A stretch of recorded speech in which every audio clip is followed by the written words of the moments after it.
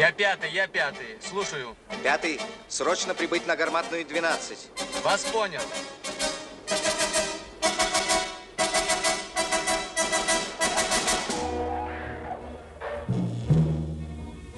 Люблю я надежных и верных людей, с душою открытою настежь. Кто в жизни не ищет удобных путей, не верит в доступное счастье, кто с трудной судьбой не по книгам знаком, чье сердце горит, как зорница, кто может из фляги последним глотком в походе всегда поделиться.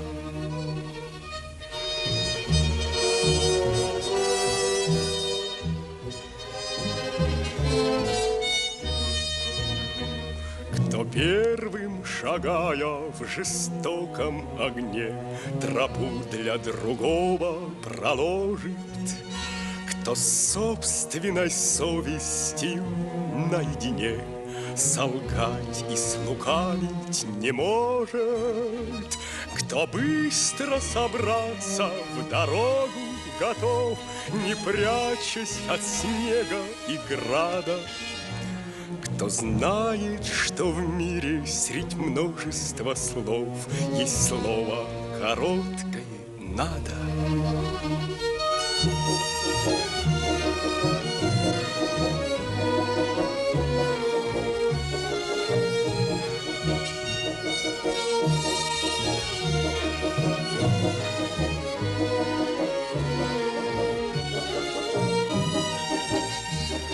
Во имя покоя отчизны своей, тревожною ночью не спящих, люблю я надежных и верных людей, люблю я людей настоящих.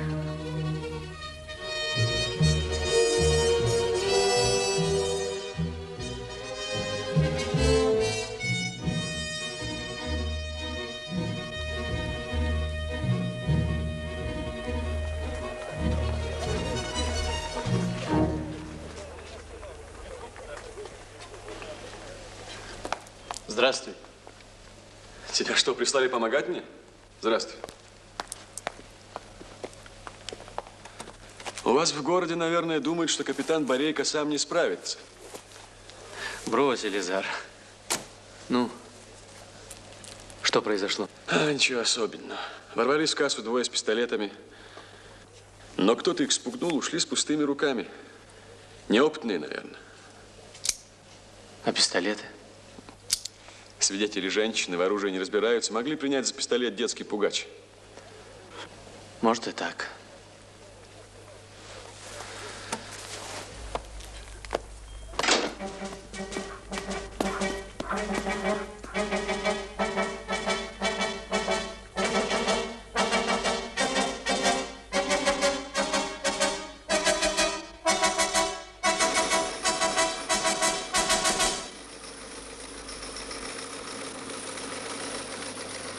Бежал из колонии опасный преступник-рецидивист, кличка Крот.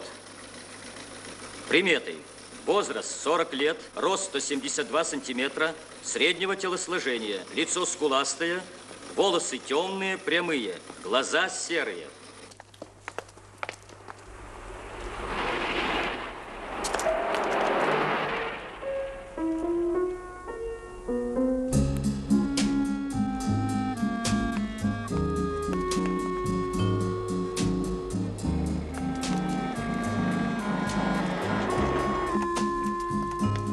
Вам далеко? Ольгинский переулок возле лунопарка. Садитесь.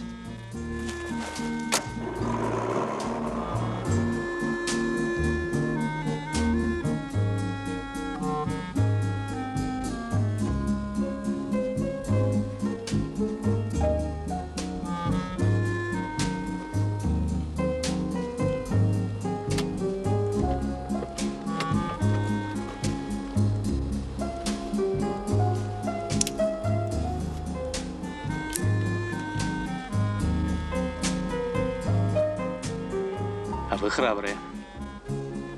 Садитесь ночью в случайную машину. Что поделаешь? Поздно заканчиваю работу, а такси поймать невозможно.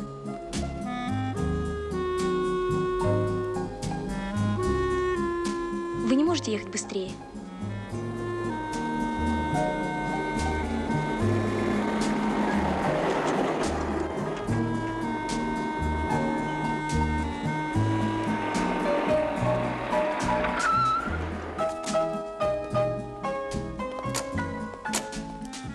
Автоинспектор Егоров. Прошу документы.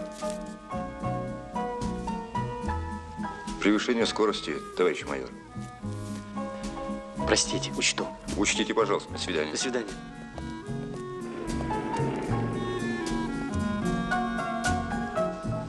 Почему он вас отпустил? Хороший человек попался. Неправда. Вы предъявили ему какой-то документ.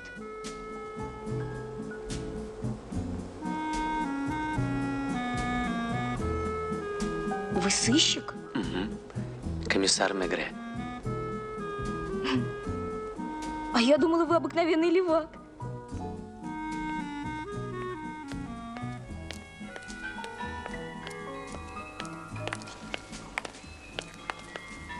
Сева? Здравствуйте, Зоя. Здравствуйте. Мне надо с вами поговорить. О чем? Ну, говорите. Да нет, не буду. Странный вы какой-то. Уезжаю я скоро. Насовсем. Куда? На север. Прощайте.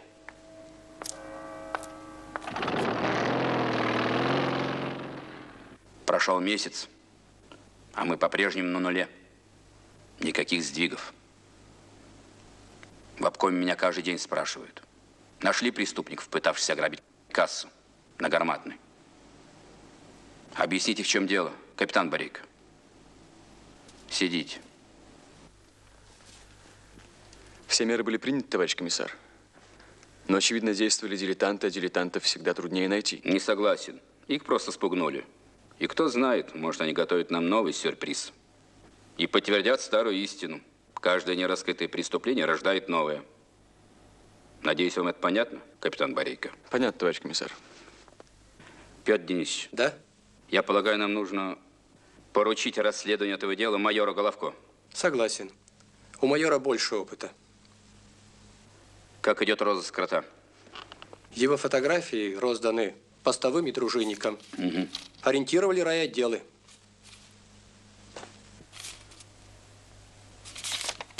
Вы тоже не забывайте этого крота, Сергей Иванович. Крот далеко не дилетант. Не первый раз с ним встречаемся.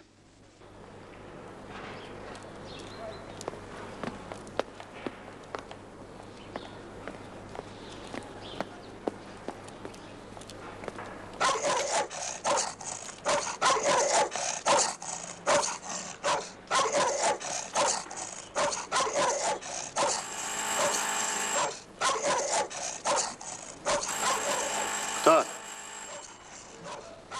Телевизионный мастер, Рубин 106 чинить.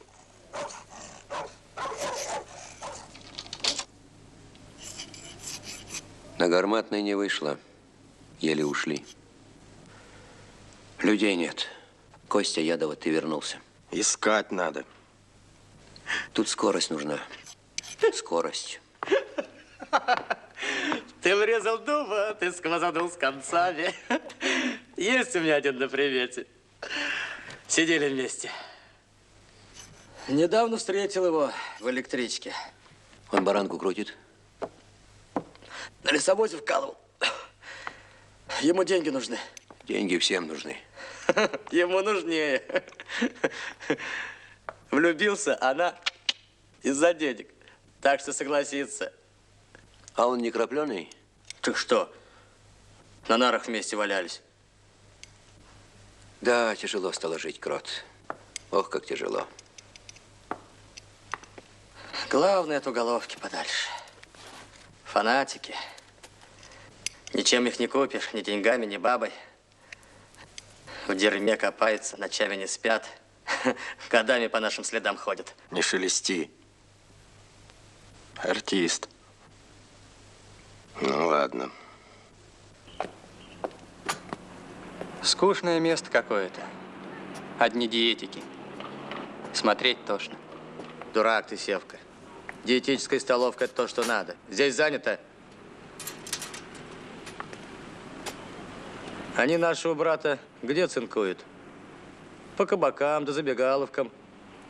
Им и в голову не придет, что у тебя, например, гастрит.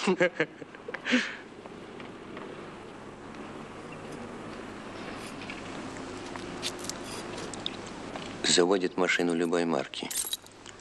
Костя покажет, где взять. Работа сложная, но денежная. Действовать аккуратно, понял? Чего не понять? Пьешь? Выпиваю. Пока не кончим дело ни капли. Тебя это тоже касается. Ну ладно, ступайте. Вместе не ходить.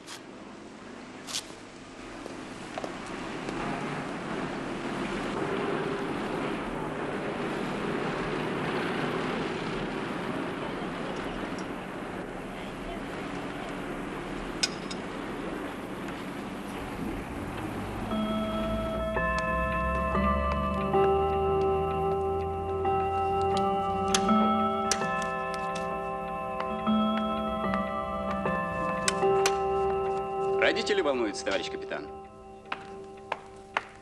Разговаривайте, разговаривайте, товарищ Парамонов, вы мне не мешаете. Она гуляла в сквере и пропала. Ей 4 годика. Товарищ капитан, может, она в метро катается? Надо по селектору объявить. Да. Да я здесь рядом, зашел в сберкассу позвонить. Поторапливайтесь, товарищ, закрываем. Одну минуточку.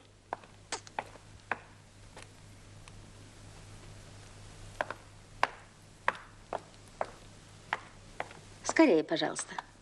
Стой спокойно.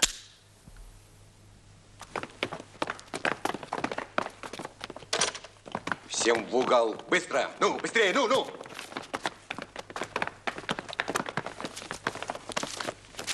Ключи.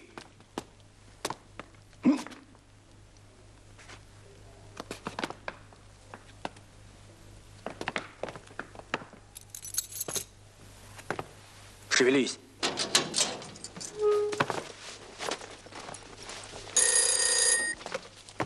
Что? Нет. Лопух. Кончай. Ну, мамаша.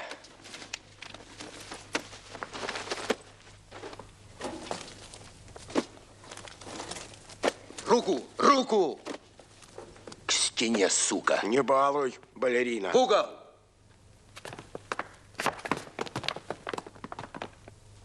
Быстрее!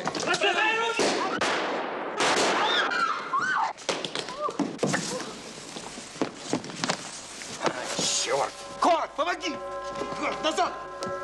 Пистолет! Внимание! Внимание! Всем отделам и отделениям внутренних дел города. В Первомайском районе на окружной 8 вооруженными преступниками ограблена сберегательная касса. Убит работник милиции. Преступники скрылись. Принять все меры к задержанию. Докладывать каждые 15 минут. При необходимости немедленно. Оперативная группа.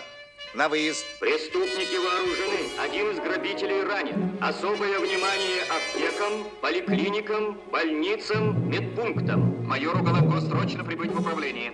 Я Полтава. Внимание. Постам ГАИ всем патрулям. Вооруженными преступниками угнан москвич синего цвета, номер КИС 2522. Перекрыть все выезды из города. Останавливать подозрительные машины, производить тщательную проверку.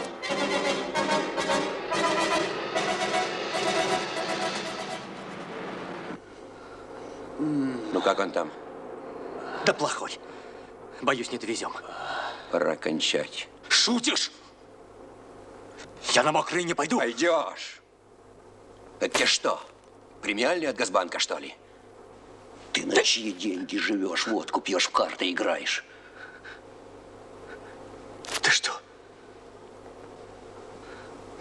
Костя. Надо. Ты же наши законы знаешь. Если не ты его, так он тебя. Или я вас обоих.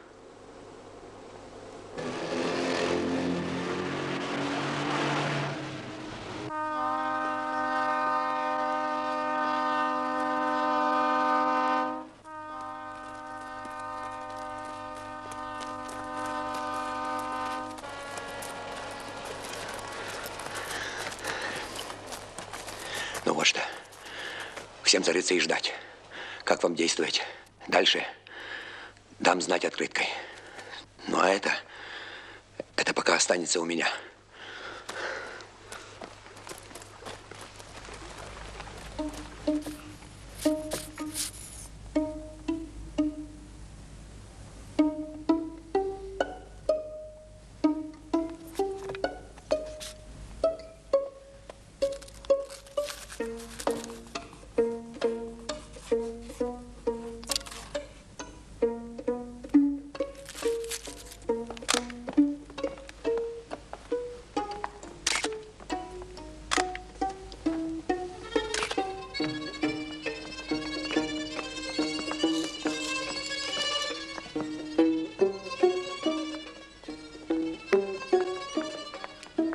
Ну что? Пока не ясно. На экспертизу. И Евгений Игнатьевич? Да. 3,5 метра. Ну, хорошо. Так сколько все-таки их было? 3 или 4? 3. Нет, 4.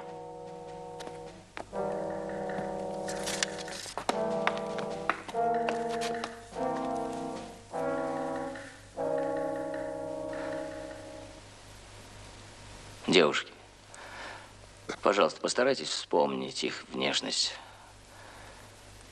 И как можно подробнее.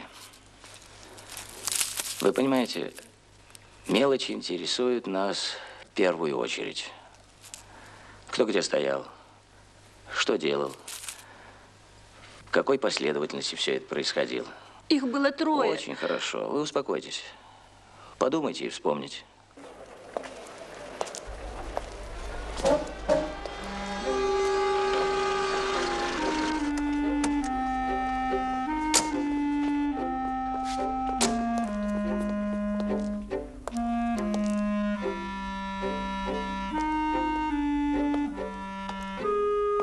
Здравствуйте. Здравствуйте.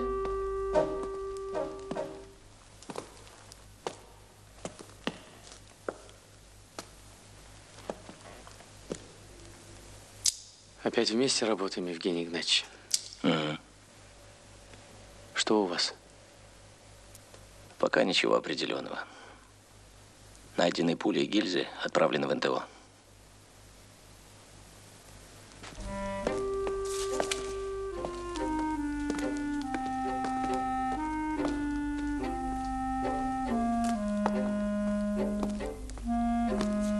Следы не ясны, Сергей Иванович.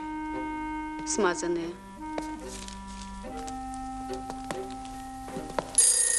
Простите. Алло? Полтава. Я Алмаз-11. Прием. Алмаз-11, Алмаз-11. Я Полтава. Слушаю вас. Проверьте, откуда только что звонили сюда. Из автомата. На улице Малышева. Срочно пошлите оперативную группу. Вас поняли. Товарищ следователь, вы знаете, когда они были здесь, тоже зазвонил телефон.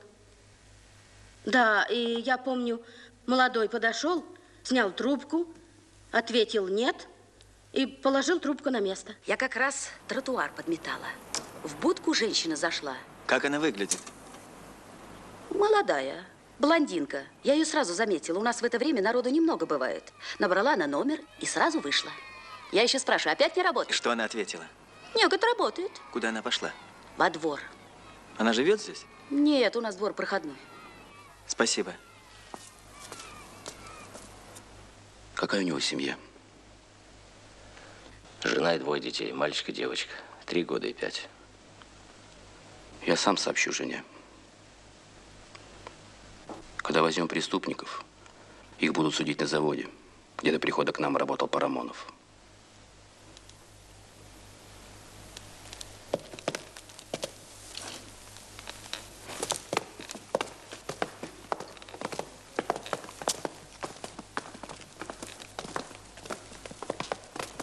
За 2 месяца второе нападение. Там действовали 2, здесь 4. И объект один сберкасса, и наглость та же. Как вы полагаете, Евгений Игнатьевич, если мы объединим эти 2 дела в одно?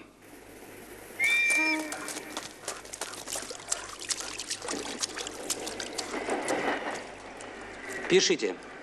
Удар ножом в грудь. Кроме того, пулевое ранение. Выходное отверстие от пули в правой стороне шеи.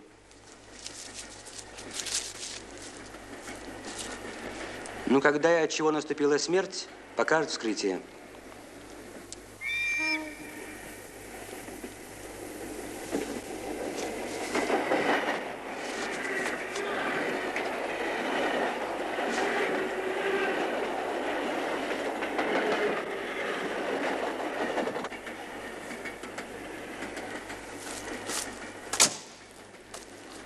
Николай Петрович, вот волосы передайте на исследование.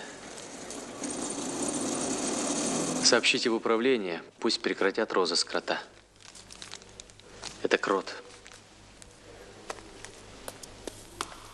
Зоя?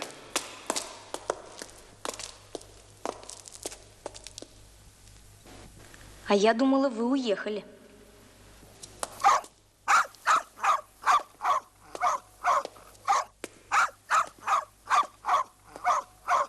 Вот фотографии следственных экспериментов. Так крот действовал. Вот. А так он кончил. Да. Живут по волчьим законам. И умирают по волчьи.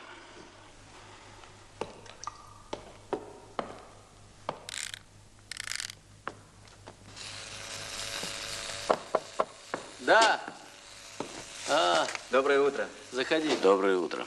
Вот дело Мальцева-Пудалова, Сергей Иванович. Ага. Кто такой? Проходил по связям крота. Ну-ка. Был осужден на 10 лет за участие в ограблении. Срок отбывал в колонии строгого режима. В заключении работал хорошо, окончил там 10-летку. После досрочного освобождения переквалифицировался на дамского мастера. Женат, воспитывает дочь, не пьет. Не пьет, это хорошо. Ну как? Хо-хо. Я сделаю вам такую прическу, деточка, что весь ваш медовый месяц пчелы будут виться вокруг вашей прелестной головки.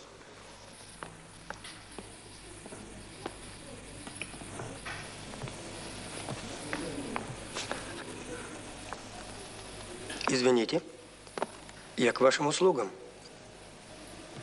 А почему вы решили, что я к вам? Ну, если в дамскую парикмахерскую заходит мужчина, то это либо ревнивый муж, либо фининспектор. Вы не похожи ни на того, ни на другого. Хорошо. Я подожду вас на улице напротив. Я к вам вот по какому вопросу, Анатолий Юрьевич.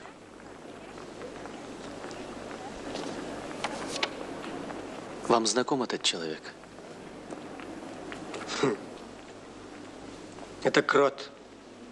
Мы с ним когда-то... Да, я знаю.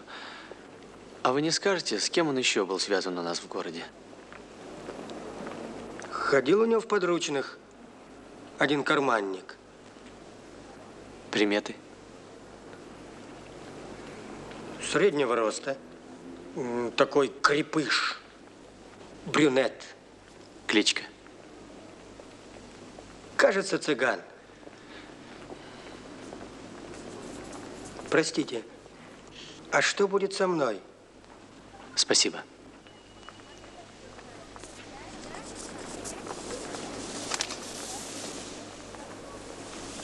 А правду сказать, надоело мне все это. Что бы в городе ни случилось, таскают меня. То участковый, то в райотдел. Я вот сейчас невесту причесывал. Дело тонкое, художественное. Девочка, может быть, эту прическу на всю жизнь запомнит. А я, поверите, вас увидел, и руки дрожат. Да вы не волнуйтесь, не волнуйтесь. Возвращайтесь в салон. Вас ждут клиентки. Простите.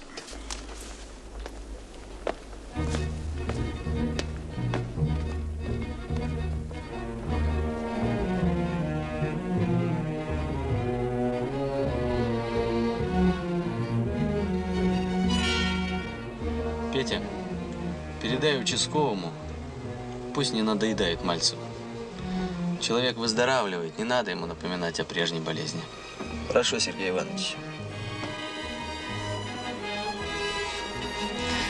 А ты знаешь, вот, может быть, ради таких встреч и стоит работать в уголовном розыске.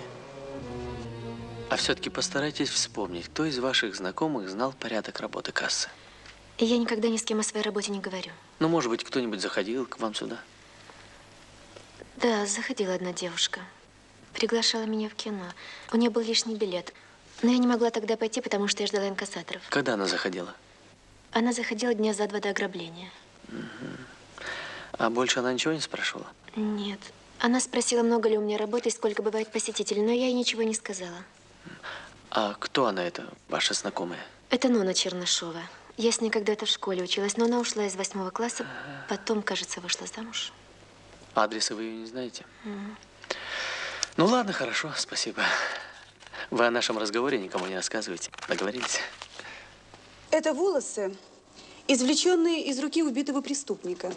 Убитому они не принадлежат. Это мы установили точно. Вы видите, луковицы волос деформированы. Это свидетельствует о том, что волосы были вырваны.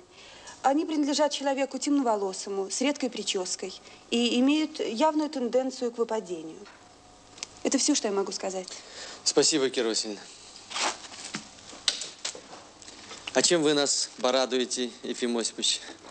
У меня, к сожалению, волосы имеют ту же тенденцию.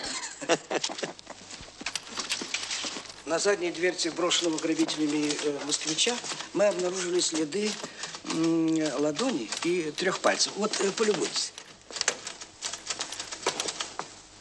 Мы предполагаем, что эти следы принадлежат человеку не старому. На ладони мало морщин. И еще. Этот человек имеет дело с химикатами, разъедающими кожу. Вероятно, он работает на каком-нибудь химическом предприятии или химчистке. Петя, проверь эту версию. Это автобусный билет, найденный вами в пиджаке крота. Билет очень стертый и почти не поддается восстановлению. Но мы постараемся сделать все возможное, чтобы прочесть все цифры. Тогда мы сможем установить дату приобретения билета и маршрут. Наше заключение о смерти крота. Пулевое ранение, нанесенное ему примерно за час до смерти, не угрожало его жизни. Смерть крота наступила от удара ножом. Спасибо. Пожалуйста. Да, похоже, что крота добил кто-то из своих. Может быть, цыган. Товарищ майор, участие цыгана в ограблении кассы пока не подтверждается. Я проверял по картотеке. Следы пальцев на дверце машины цыгану не принадлежат. И работники сберкассы не опознали цыгана по фотографии? Фотографии цыгана 5-летней давности, это надо иметь в виду. И, кроме того, сотрудники сберкассы дают весьма разноречивое описание преступников. Они вообще не могут сказать, сколько их было, 3 или 4. Из связи крота нам известен только цыган. Значит, он нужен нам как воздух. Пожалуйста, строго предупредите всех. При обнаружении цыгана ни в коем случае не задерживать его, а взять под наблюдение. Что дала проверка таксиста, обнаружившего труп крота? Хороший человек, фронтовик, не колымщик. А что так мрачно? Хороший человек, радоваться надо, а вы как некролог читаете. Радоваться будем, когда поймаем преступников. Раскрываемость у нас, слава богу, 97%. Выше не бывает. Вот-вот, и в этих 3% 2 ограбления и убийства. Мы же не бухгалтеры, чтобы проценты подсчитывать. Что дала проверка работников сберкассы? Сотрудники сберкассы, люди честные, характеризуются положительно. Нина Петровна, скажите, пожалуйста, нет ли вашей школьной подруги Ноны Чернышовой среди этих фотографий?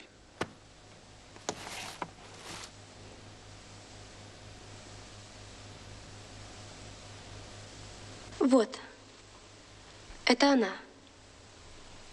Спасибо.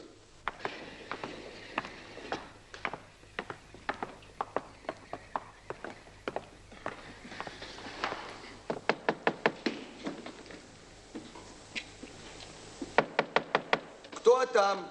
Откройте, дежурная. Это просто хамство. Человек только уснул. Откройте в вашем номере посторонние.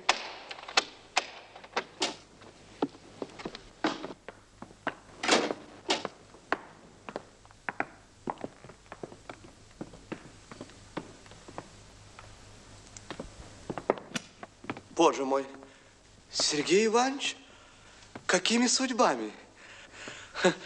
Прошу вас, прошу, Сергей Иванович. А вы постарели, Сосин, постарели.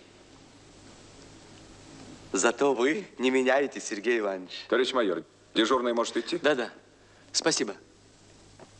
Уже майор. Ай-яй-яй-яй-яй, как бежит время. Когда я за вами сидел, вы же старший лейтенант были. Ну, прямо-таки вторая космическая скорость. Разрешите, Сергей Иванович, поздравить вас с высоким чином. Один работаете или с бригадой?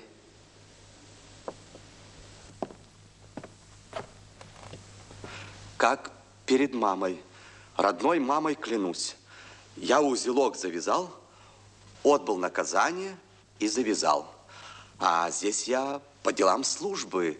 Я теперь с геологами работаю по техническому снабжению. Держись, геолог, крепись, геолог. Постарели, Сосин, постарели. Не прячься, Нона. Там сестра моя, двоюродная, задержалась. Пришлось оставить ночевать.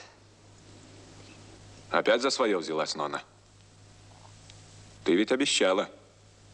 Я тебя на работу устроил. Куда вы меня устроили?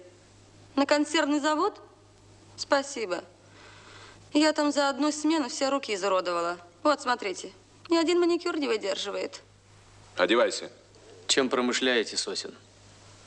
Профессия моя теперь мирная, Сергей Иванович. Командировочных проферанс обыгрываю. В основном по гостиницам.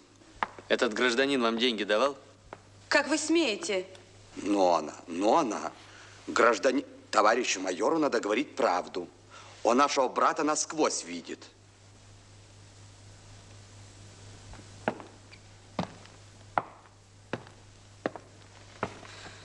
В долг взяла.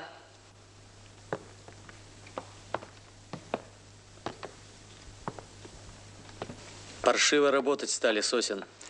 В колонии деквалифицировался Сергей Иванович. Одевайтесь. Сергей Иванович, я прошу внести в протокол, что с государством фальшивыми купюрами я не рассчитывался. Исключительно с частным сектором. Вы куда меня повезете? Туда же. Да.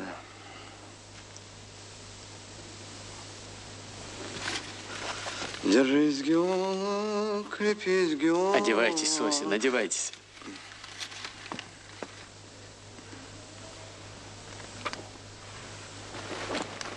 Извините, галстук.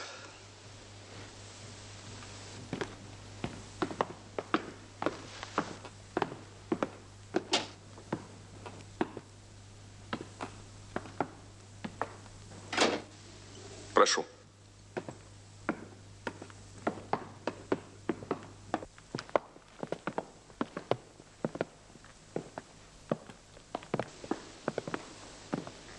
Проходите, пожалуйста. Садитесь. Мы вас долго не задержим. Садитесь.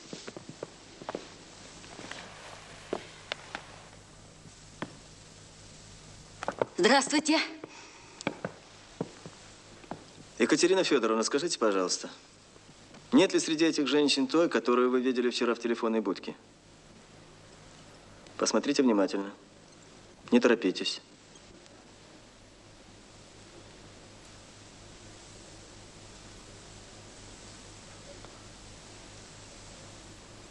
Вот это. С распущенными волосами. Я ее сразу признала. Спасибо. Спасибо, товарищи, вы свободны.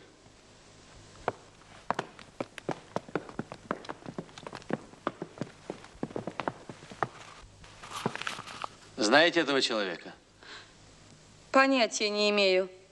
Участковый сообщил нам, что он жил у вас несколько дней. Гражданин майор, ну ни в чем я не виновата. Слово даю. Как у вас со слезами здорово получается. Опыт большой. Техника. Что вам поручал Крот? Ничего. Неправда. Неправда? Неправда, Нона, неправда. За 2 дня до ограбления кассы вы заходили к своей знакомой кассирше, пытались узнать денежный оборот и время приезда инкассаторов. Ну чего молчите? Сами расскажете или очную ставку делать будем? Крот велел мне узнать. Зачем вы звонили в сберкассу? А я не звонила. На телефонной трубке автомата отпечатки ваших пальцев. Ой. Я должна была сказать Кроту, можно ли приходить домой. Ответил чужой голос. Я повесила трубку, страшно стало. Поняла, в какое дело впуталась. Я всегда боялась воров хуже смерти. Кто приходил к Кроту? При мне никто. Крот называл кого-нибудь из дружков? Он даже когда выпьет, лишнего слова не скажет. Это же Крот. Возьмите ее к себе и запишите показания подробно. Гражданин майор, неужели в тюрьму? А вы что думали, Чернышова? А за что? За участие в преступлении. Будете отвечать по закону. Могу посоветовать вам только говорить правду и ничего не скрывать. Да не знаю я ничего, ну ей-богу не знаю, жизнью клянусь. Ой.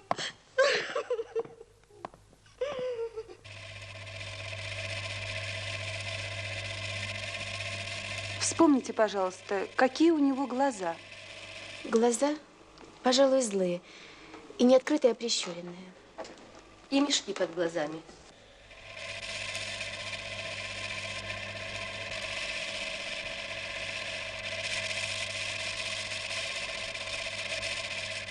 А губы какие? Вы не помните? По-моему, узкие. Нет, не узкие, а просто плотно сжатые. Еще и хорошо запомнила подбородок, раздвоенный с ямкой. Похож? Нет, не похож. Тот был интересный мужчина, а это урод какой-то. Может быть, у него были какие-нибудь особые приметы? Шрам, родинка, усы? Нет. Какие у него волосы? Темные, светлые, редкие, густые. Как он причесан? Кто его знает? Он был в шляпе. А вот седину на висках я заметила. Да-да, и шляпа у него была не такая, как у всех. А какая? С маленькими полями, типа тирольской.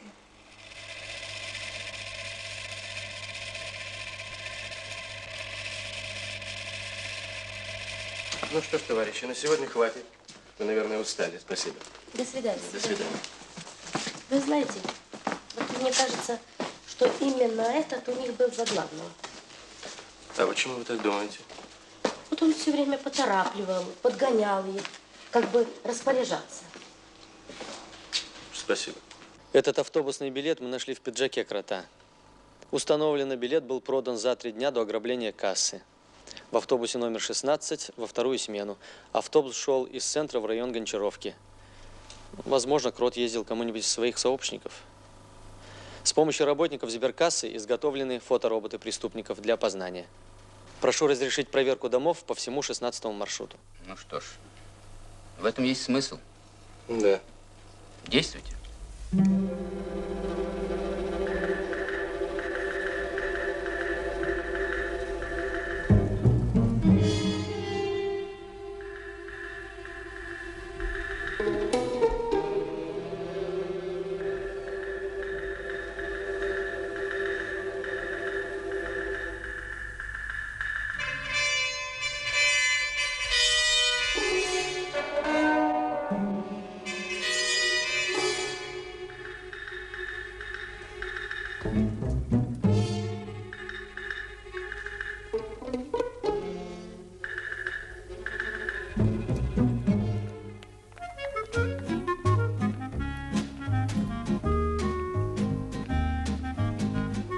Как вы меня нашли?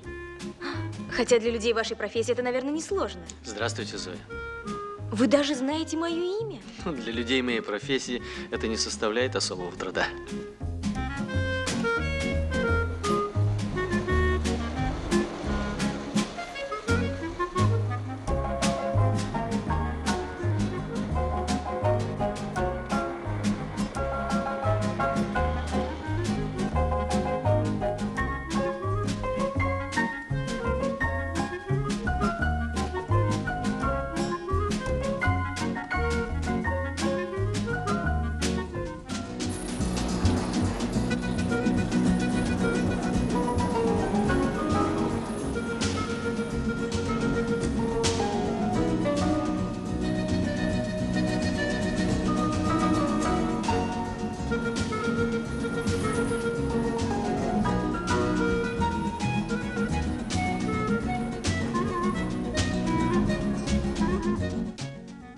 Здесь работает мой знакомый художник. Хотите посмотреть? А удобно? Угу. Володя! Архипов!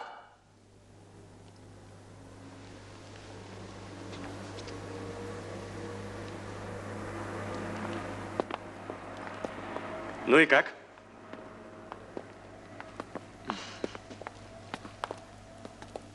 Это надо представить себе не на картоне, а в материале, в фактуре мозаики. Представляю. Володя, а мой портрет готов? Портрет?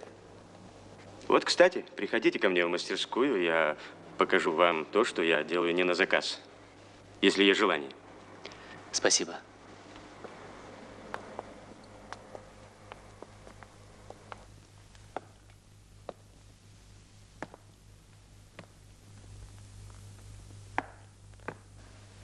Мой отец. Я его почти не помню. Он подорвался на мине через 3 года после войны. Зоя, а вам нравится ваша профессия? Нет. Разве это профессия манекенщица?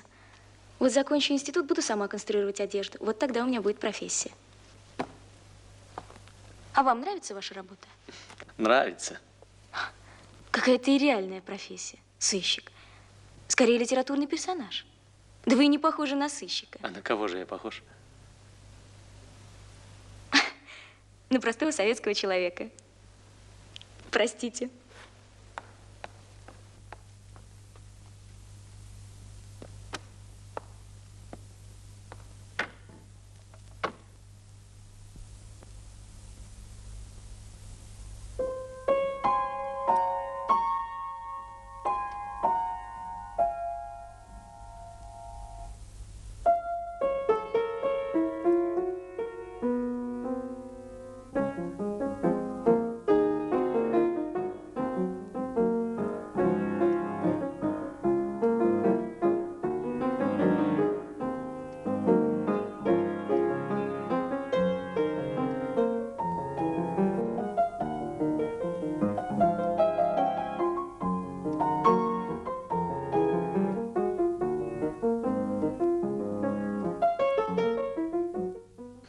Не скрою, Сергей помог его величество случай. Нашел в списках ночевавших вытрезвителей. Михаил Иванович, дайте журнальчик. Пожалуйста.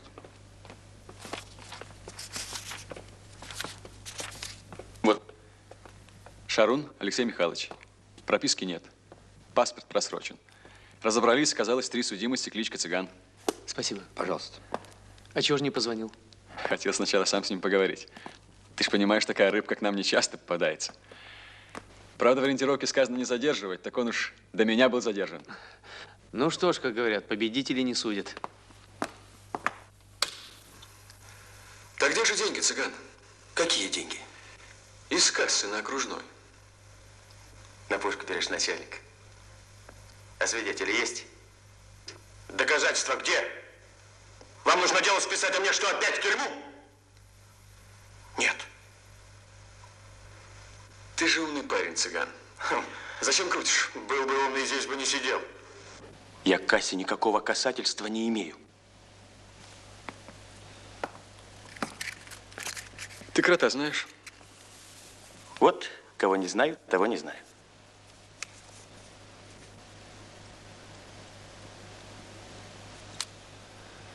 Врешь, цыган. Знаешь. Ну, нам ведь все известно. Так что признавайся лучше сам. А если известно, зачем же спрашиваете? Совесть твою проверить хочу. Понятно. Значит так. Спелись мы с кротом взять кассу на Окружной. Вдвоем? Вдвоем. Неправда. 4 вас было.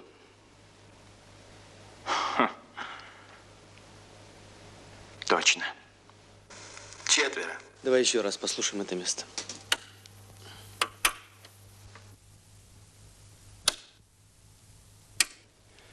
Четверо вас было.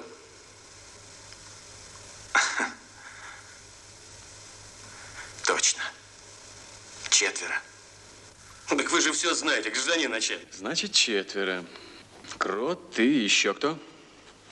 Понятия не имею. То есть как ты понятия не имеешь? Кассу брали вчетвером, а ты понятия не имеешь. Так я в кассе не был. И что, раньше их никогда не видел? Никогда не видел. Я на стреме стоял, мне крот велел. Не верю. А деньги куда дели? Деньги? Это вы у крота спросите. А кто в сержанта стрелял? Сержанта? Но я как только выстрел и услышал, сразу двинул. И с тех пор больше корешами не виделся. С какими корешами? С кротом.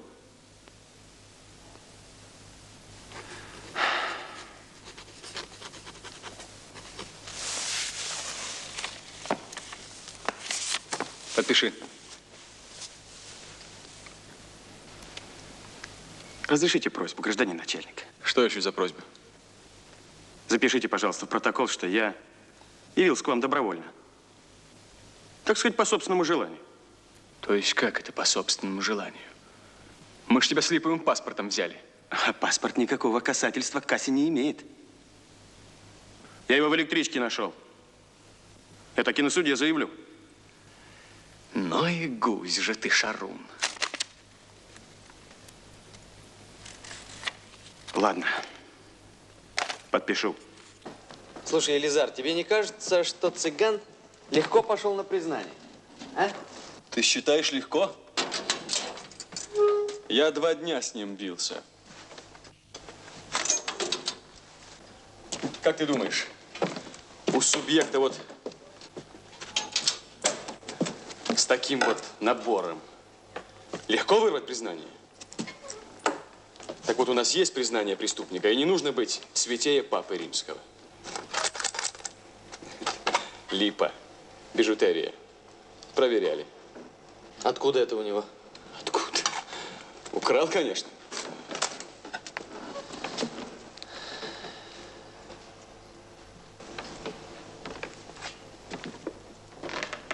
Так сколько у вас было в кассе?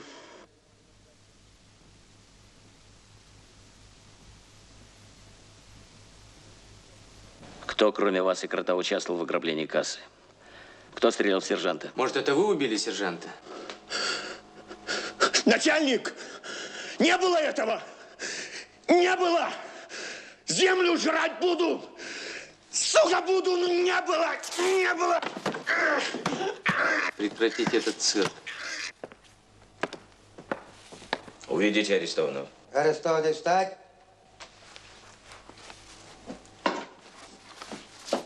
Руки назад, следуйте вперед.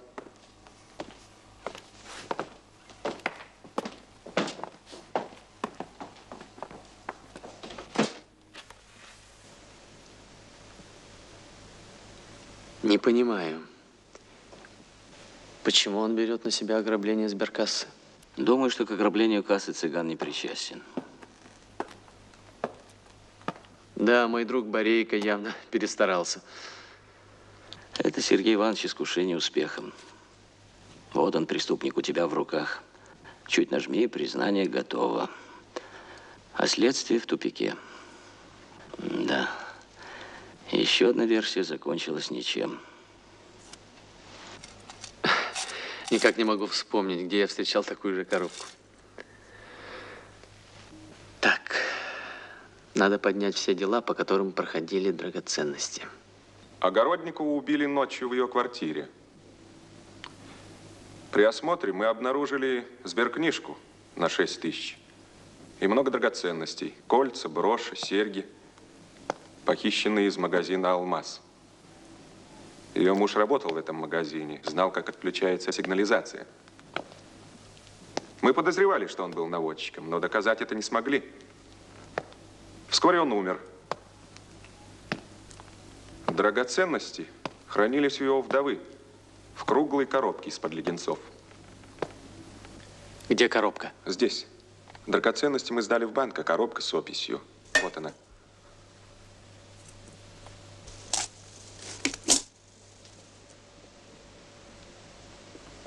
Дайте дело.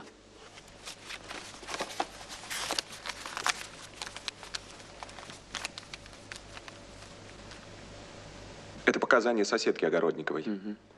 Как-то вечером, примерно за 3-4 дня до убийства, я видела у дверей Огородниковой мужчину лет 30, чернявого, в морском костюме, без погон. Моряка этого мы так и не нашли. Пошлите за соседкой. Вот сюда, пожалуйста. Позвольте ваше пальто. А они меня не прирежут? Успокойтесь, товарищ Каштанова. Вас охраняет уголовный розыск. Спасибо. Ах, несчастная Полина. Я всегда ей говорила, доведут тебя мужчины до беды. Не послушалась. Прошу.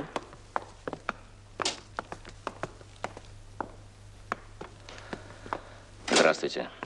Пожалуйста, подойдите поближе, посмотрите внимательнее и скажите, нет ли среди этих людей того человека, который звонил в квартиру вашей соседки Огородниковой. Ясна задача? Да. Пожалуйста.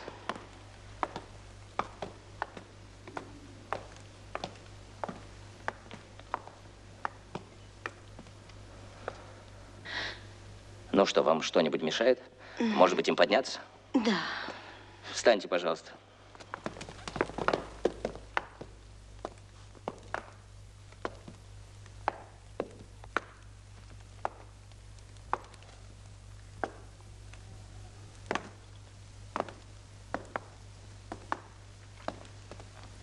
Ну так как? Есть этот человек? Вот он, кажется. Он? Или кажется? Он звонил.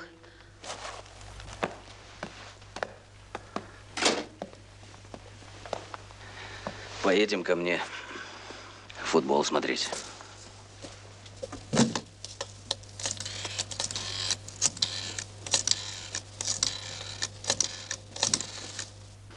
Занято. Евгений Игнатьевич, а что, если выступить по телевидению и попросить всех, кому что-либо известно об ограблении сберкассы, сообщить в уголовный розыск и попутно сказать, что один из грабителей ранен и находится в больнице?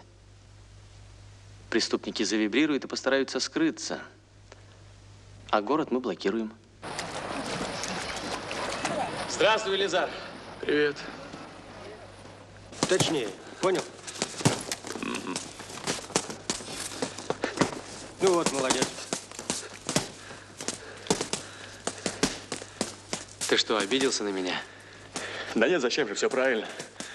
Я держал в руках цыгана, я, а не ты. Я мог раскрыть убийство Огородникова, я, а не ты. Твоя беда в том, что ты не уважаешь противника. Уважать этих подонков? Пойми, среди них встречаются люди умные, ловкие, хитрые. Ты думаешь, ты прижал цыгана, он тебе все и выложил. А он взял и обвел тебя вокруг пальца, как первоклассника. Конечно, ему выгоднее взять на себя ограбление кассы и уйти от наказания за убийство Огородниковой.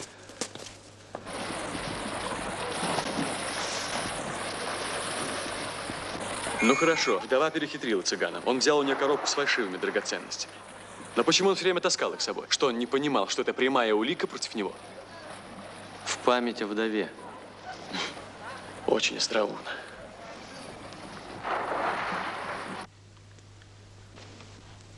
Доброе утро, Степан Семенович. Доброе утро, Лорочка. Здравствуйте.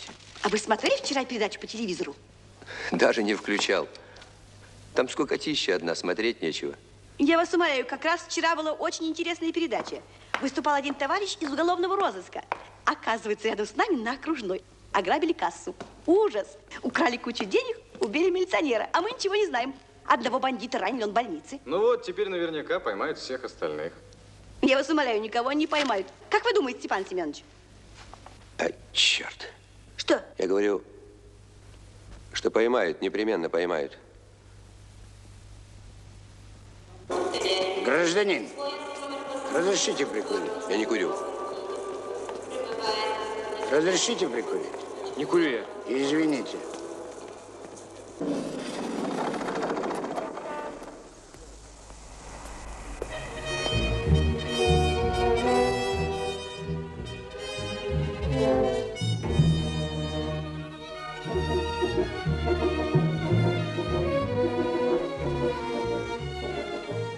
Ну что? Ничего. Пока ничего похожего.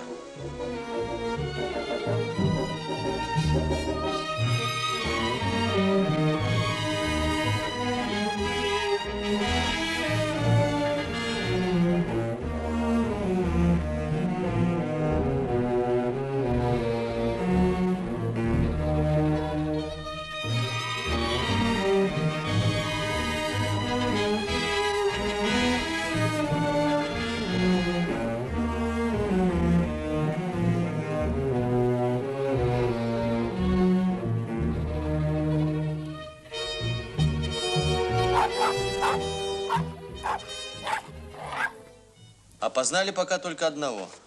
Прописан под фамилией Олевский Степан Семенович. Паспорт выдан в Омске. Работал в ювелирной мастерской. Через 5 дней после ограбления кассы уехал в отпуск.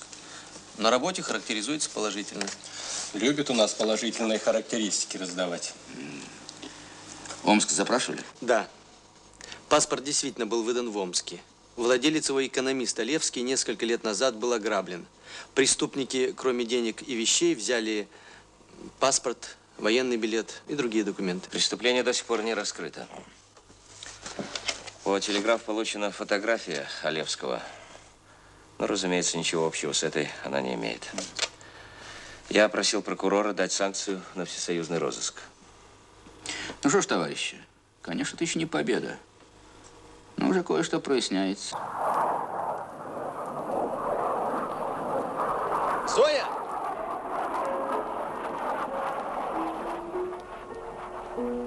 Что вы здесь делаете? Вас встречаю. Какой вы молодец, что пришли. Зоя, тебя подождать? Не ждите. А вы знаете, я чуть не опоздал. Это было бы ужасно.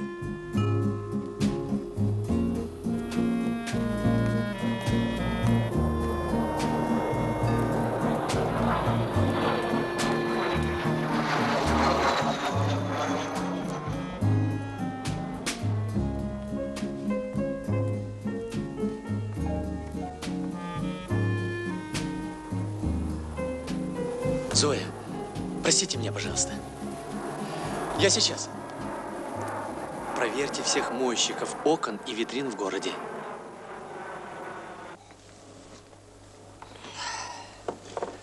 Интеллигент уехал.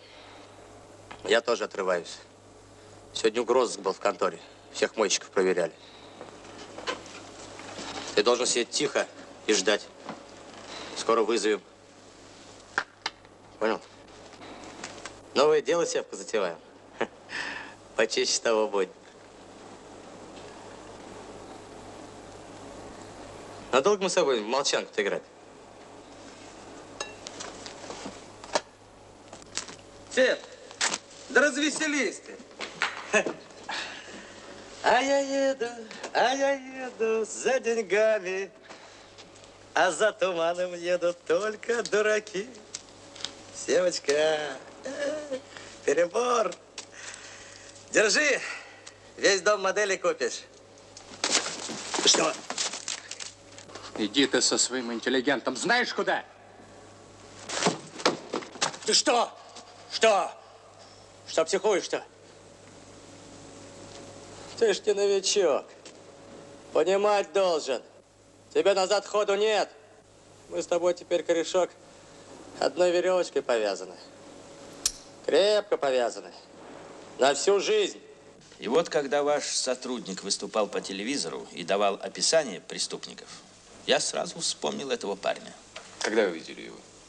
тот самый день, когда ограбили кассу. Время? 11 часов вечера. Точно? Да, я собачку прогуливаю.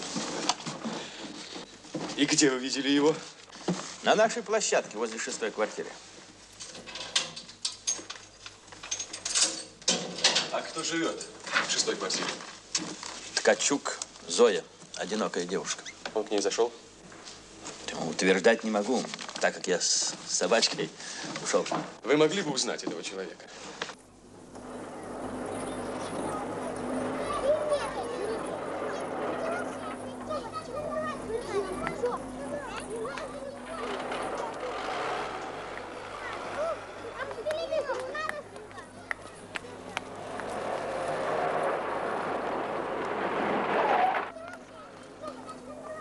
Ткачук?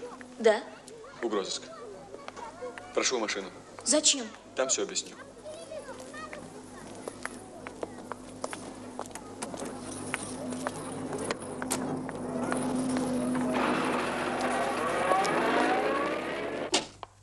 Ходите. Садитесь. Значит так. Я вам буду задавать вопросы. Вы будете отвечать на них.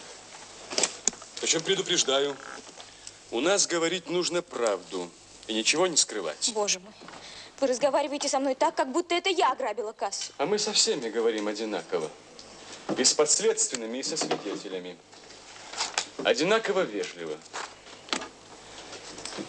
Имя, отчество, фамилия вашего знакомого? Сева. Гриневич. Отчество? Не знаю. Любопытно. Его адрес? Я не знаю.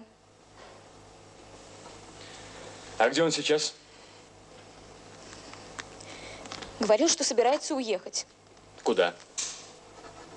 Куда-то далеко. Кличка? Какая кличка? У каждого уголовника есть кличка.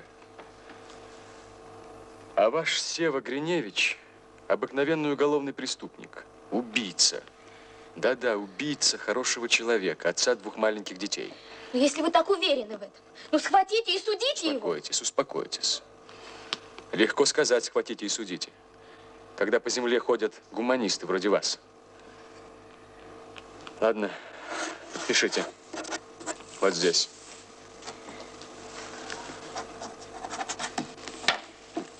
Я свободна? Да. Да, только предупреждаю вас. Без моего разрешения из города никуда не уезжать. Но я должна ехать с дома моделей в командировку. Нам это известно. Известно? Конечно. Мы наблюдаем за вами.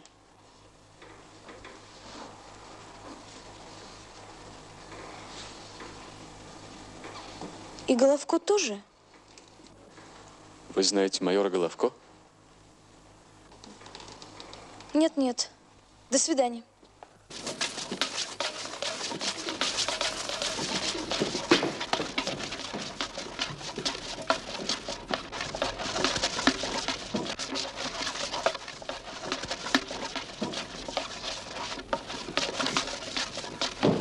Ты что?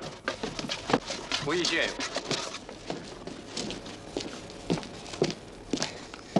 Сберкнижка на предъявителя. Снимешь деньги, перешлешь мне. Адрес сообщу. Пока. Будь. Будь. Мне не нравится ваше высокомерие, Сергей Иванович. Я согласен, с цыганом капитан Борейко перегнул. Но ведь нашел ее все-таки он. И это факт. Но мы не имеем права обвинять человека в том, в чем он не виноват. Это путает карты и компрометирует нашу работу в глазах людей. Я пригласил вас не для дискуссии. Полковник Трофименко. Нет, Николай Дмитриевич в командировке. На время отсутствия комиссара я начальник управления. Пожалуйста. Пожалуйста. Сергей Иванович, я подписал приказ о назначении служебного расследования по вашему делу. У меня официальный рапорт капитана Борейко. Документ, основанный на показаниях свидетелей и признании вашей знакомой, Ткачук. Я всегда ценил вас как хорошего работника. Аттестовал на выдвижение. Но речь идет о чистоте наших рядов. Мы не можем поощрять сомнительные знакомства. Кому советуете передать дело об ограблении сберегательной кассы? Капитану Белоусу. Разрешите идти? Идите. Да вот еще что. Пожалуйста, не забудьте сдать коменданту личное оружие. Входите. Я думала, вы пришлете мне повестку. Садитесь. Садитесь.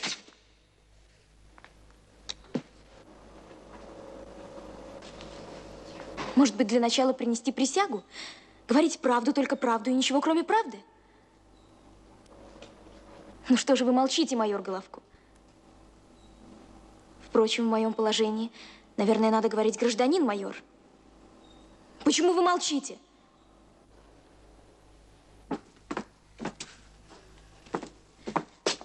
Вы будете говорить?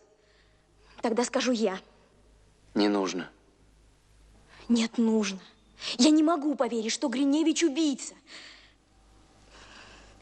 Меня познакомил с ним Архипов. В тот вечер Сева ждал меня на лестнице какой-то жалкий, потерянный. Мне в голову не могло прийти.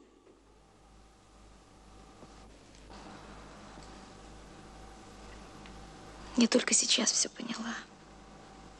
Вы пришли что-то узнать от меня? И узнали. Это низко. Уходите! И можете вызывать меня повесткой. Надевать наручники, сажать в тюрьму. Уходите! Странный сегодня какой-то день.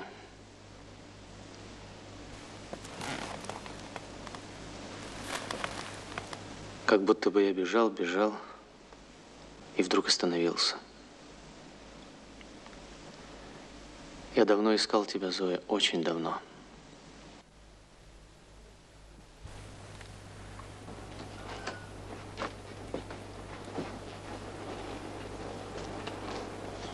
Вы мне снитесь? Абсолютная реальность. Мне нравится этот портрет.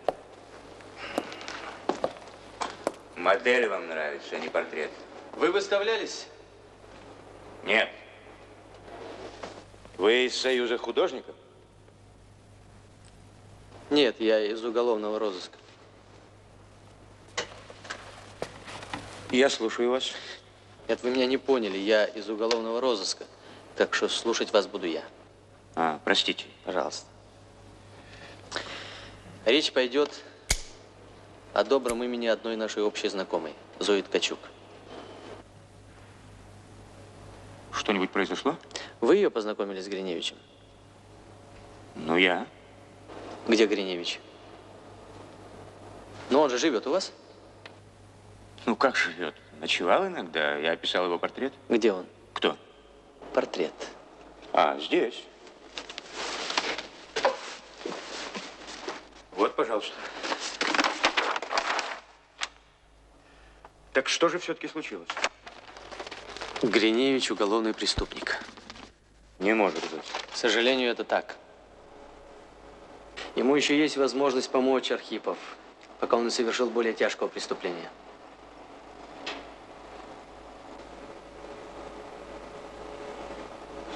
Но ведь это непорядочно. Где Гриневич?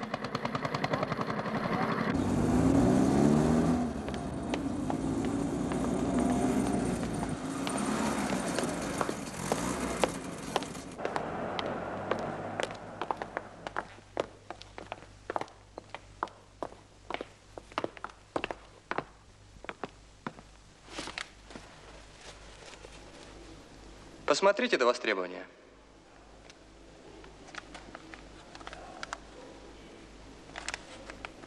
Вам перевод. Заполните, распишитесь.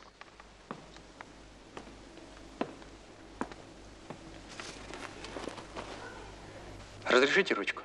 Пожалуйста. Спокойнее. Спокойнее, Гриневич. Вы арестованы.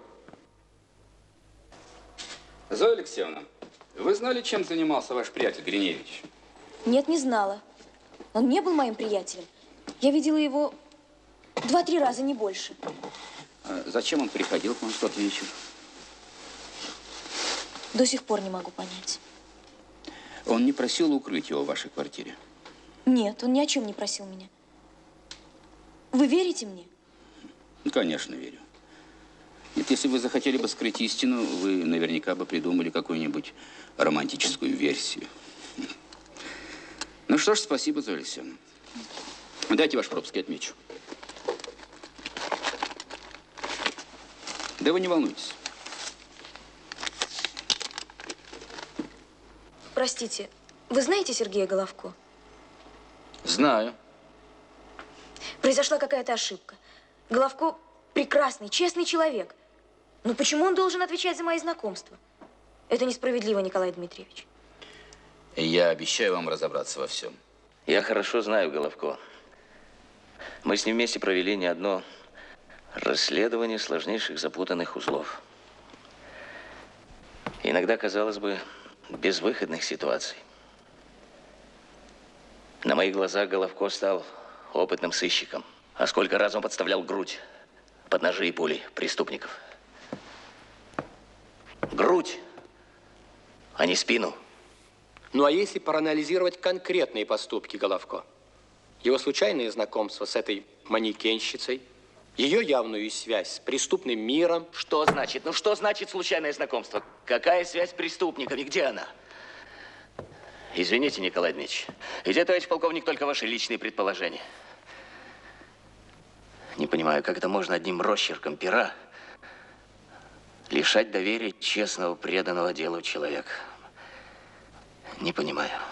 Не понимаю, никогда с этим не соглашусь. Все это восторженные слова, товарищ Миронов.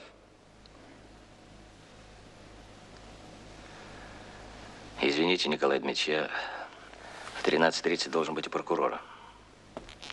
Хорошо. До свидания. До свидания.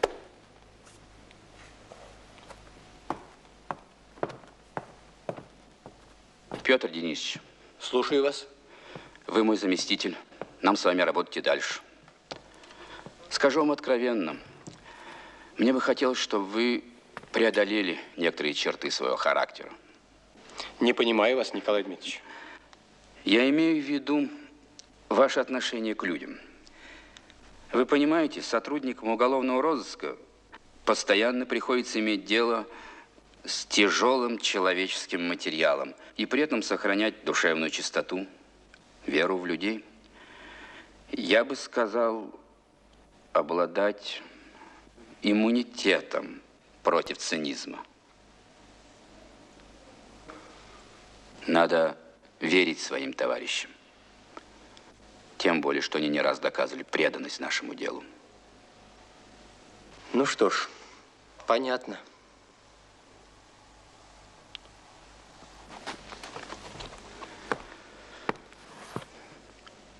Ваш приказ об отстранении майора Головко я отменяю, как необоснованный. Когда я в 10-м учился, отец завербовался на крайний север. Остался я с мачехой. Мешал я ей. Чуть что по морде. Но я и убежал. Захватил ее часы, отцовский новый костюм. Дальше. А что дальше? У вас все записано. Связал с компанией. Один раз они дали мне сумку стеречь, а сами промышлять ушли. Вдруг облава. Открыли сумку, там пистолет. Я и не знал. Чей, спрашивают. Я молчу. Потом следователь долго уговаривал. Я все молчал. Благородство играете. Кто стрелял в сержанта? Я не видел. Вот-вот. Не видел. Ну, давай дальше. Дальше 3 года строгого режима. В колонии дружки научили, как, что, познакомились с деловыми людьми. Познакомили. У самого-то голова есть на плечах? Сам-то что думал? А думал, вдруг не доберутся. Не поймают. Вы что, думаете, есть такие воры, которые тюрьмы не боятся? Да это они просто так, храбрятся. А на деле нет ничего страшнее, чем снова на нары. Сколько раз решал, все, завяжу. Ведь я шофер классный. Завербуюсь куда-нибудь на стройку, уеду, буду как все. Не смог. Где-то внутри презирал себя, ненавидел. А подвернулось новое дело. Пошел.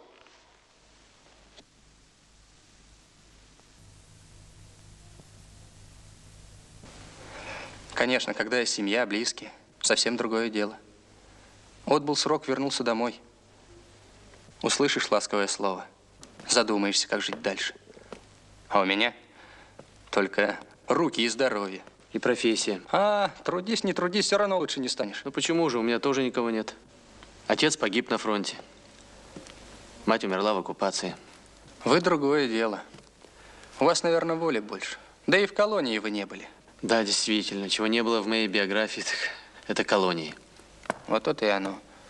И выходит, ничего вы о нашей жизни не знаете. Когда на воле выходишь, дружки все растолкуют. Как впредь не попадаться. Адреса назовут. И действительно, придешь, тебя встретят, накормят, ночлег дадут, денег. А на работе все иначе. Как это иначе? А вот так. Каждый тебе напомнит, что ты бывший зэк. За всякую мелочь тюрьма. А ты что хочешь, чтобы сразу все забыли? В последний раз участковый инспектор устроил меня на автобазу. На третий день начальник колонны говорит: хоть и ручается за тебя милиция, а я тебе нового МАЗа не дам. Дал развалюху. Я проработал 3 недели, а получил 30 рублей. Попробуй проживи на такую зарплату. Братва мне шепнула: ты, говорит, дай ему треть своей зарплаты. Он тебе новую машину даст. Я не дал. Он меня уволил. Тут подвернулась сберкасса. Если б сейчас не взяли, я б на другое дело пошел. На третье, пока не шлепнула бы шальная пуля. Человека убили. Ребята без отца остались. 2 детей. Мальчик и девочка. 5 лет и 3 года. Кто стрелял в сержанта? Нам очень это важно знать, Гриневич. Очень важно.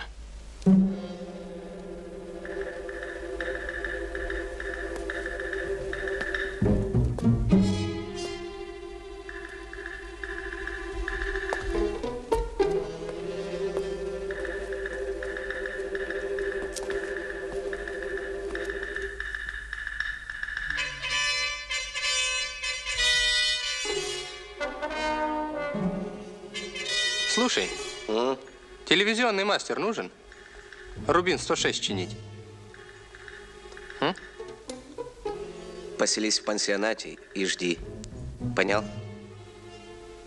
Понятно. Вот так. Глаз с него не спускать. Угу. Ну-ка, отойди.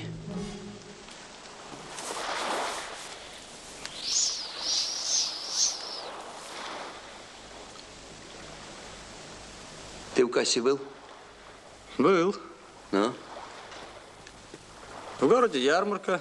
Колхозники выручку на книжки кладут. Инкассаторы когда приезжают? К 6.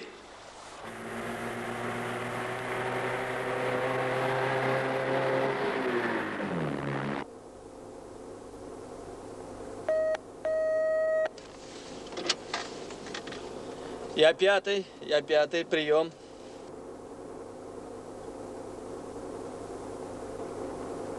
Вас понял. Продолжайте наблюдение.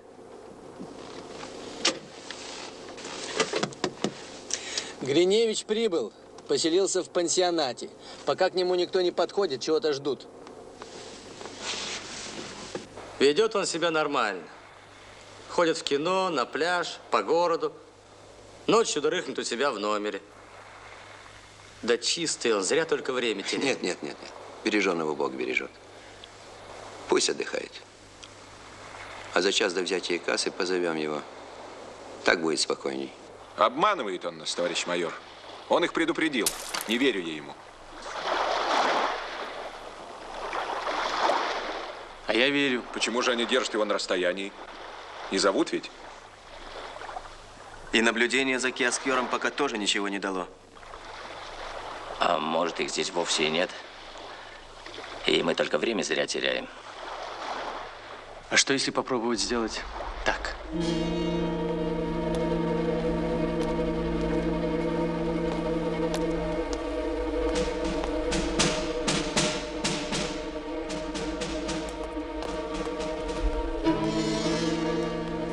месте, стойте. Стойте! Спокойно. Спокойно вам говорю.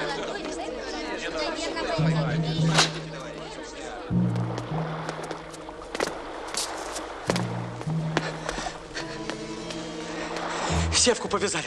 Когда? Где? Только что на пляже. Двое в штатском. Я же говорил, что он чистый. Чистый, чистый. Уходить надо.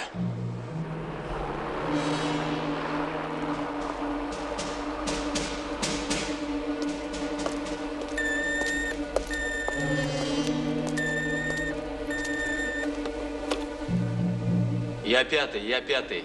У меня спокойно. Прием. 5-й, 7-й слушает. Продолжайте наблюдение, как понял, прием. Проверка документов.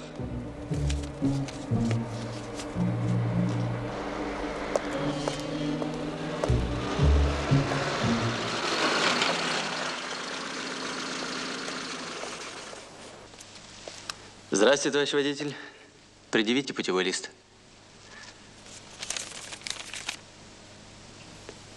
Осветите кабину. Товарищ старшина, мы очень торопимся на аэродром. Любой штраф заплатим, только побыстрее, пожалуйста. Да, будьте любезны. Откройте капот.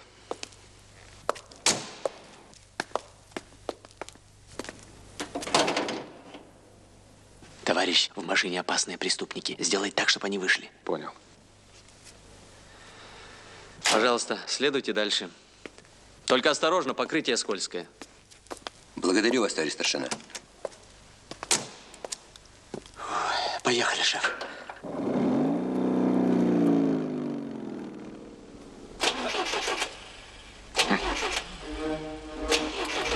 Что за дьявол? Ребята, видно, аккумулятор сел, придется подтолкнуть. Черт.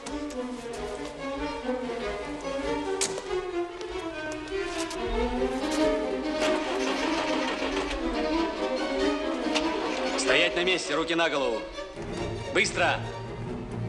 Спокойно, спокойно. Обыщите их. Шевцов, я кому сказал?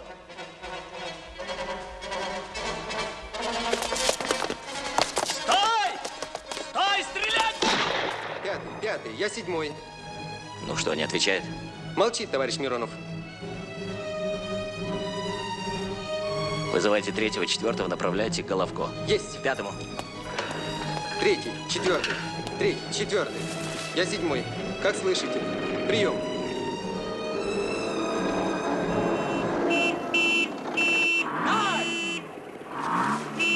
Проезжай! Помогите, грабят! Стой! Назад к машине. Я тебе покажу, грабят. Ну? Руки! Где 2-й? В канале. Канаву! Канаву!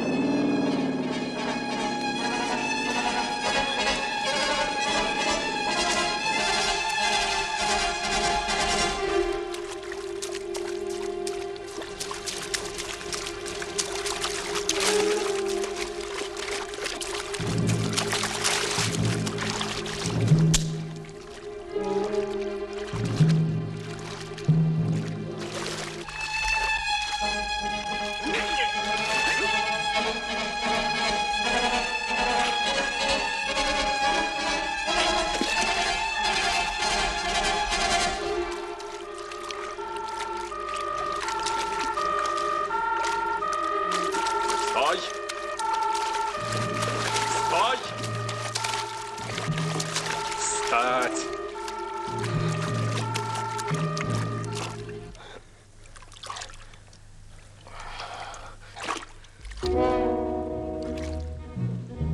Здравствуйте, гражданин майор. Пишет вам Сева Гриневич. Хочу еще раз поблагодарить вас за то, что тогда поверили мне. Вы правы. Я сам, только я и никто другой виноват во всем. И в том, что я здесь, и во многом другом. Работаю хорошо. Новую массу все-таки получил. Вот уж год я здесь. Правда, он не последний. Свобода еще не скоро, но она будет. Сергей Иванович, поздравляю вас с Новым годом. Желаю вам здоровья и успехов в вашей нелегкой работе.